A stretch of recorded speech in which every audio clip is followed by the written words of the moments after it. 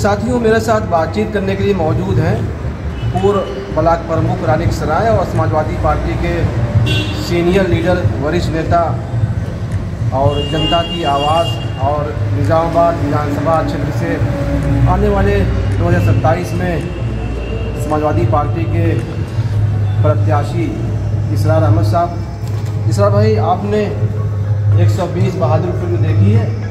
हाँ, देखा है।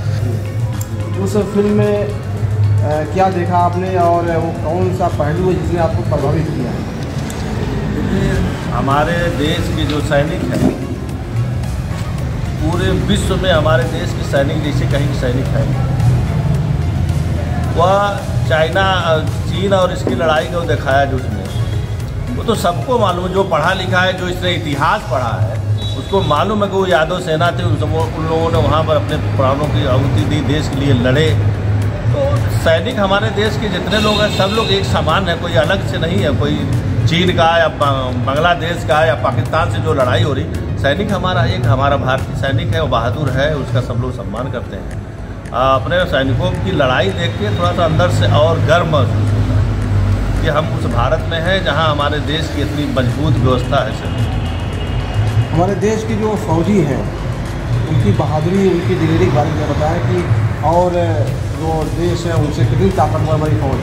देखिए, और जगह जो है और हमारे देश की फोर्स में इतना अंतर है कि अगर हमारी फोर्स को राजनीतिक दृष्टिकोण से न उसमें देखा जाए तो हमारी फोर्स आखिरी दम तक लड़ के और विजय हासिल करने की क्षमता रखती है। मुलायम सिंह यादव हमेशा चीन के खिलाफ बोलते थे और ये कहा करते थे कि सबसे ज़्यादा अगर किसी देश को, सबसे ज़्यादा अगर भारत को खतरा है हिंदुस्तान को, तो चीन से है।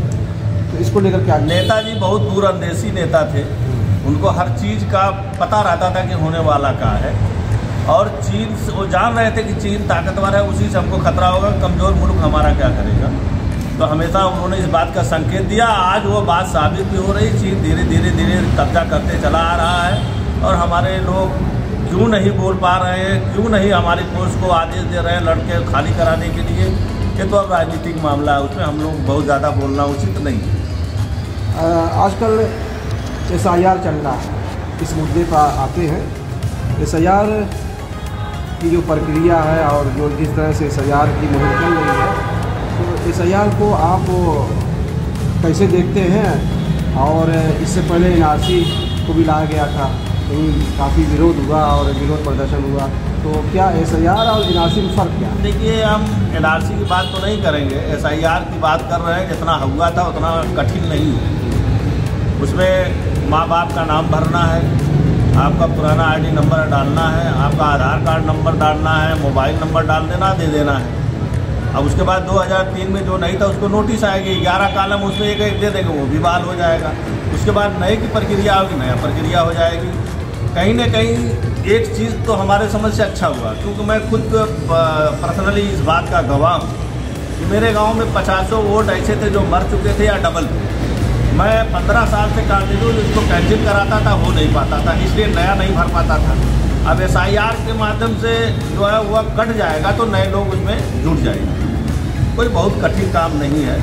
और रही जहाँ तक भाजपा सरकार की, भाजपा सरकार देखिए ऐसा कामें करती है कि लोग उलझे रहें, सुकून पे ना हो। उनका हर काम, हर कदम, हर सोच सिर्फ देशवासियों को उलझाने के लिए होता है।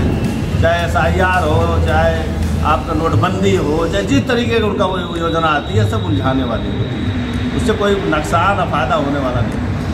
तो जनता से क्या अपील है आपको SIR को लेकर? मैं जनता से यही कहूँगा कि आप इसमें घबराने की ज़रूरत नहीं है।